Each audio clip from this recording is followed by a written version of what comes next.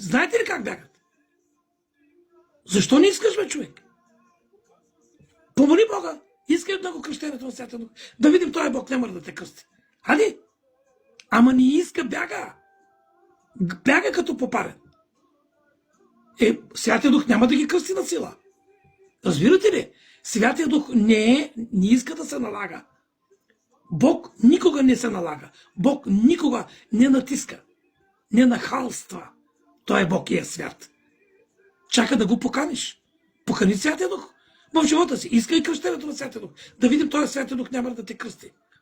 Ама ти като кажеш, не, аз не вярвам, аз не го искам, аз неща. А пък говори за кръщението, ама ти си един голям лъжец. Голям лъжец си. Хем не вярваш, хем не искаш кръщението, а пък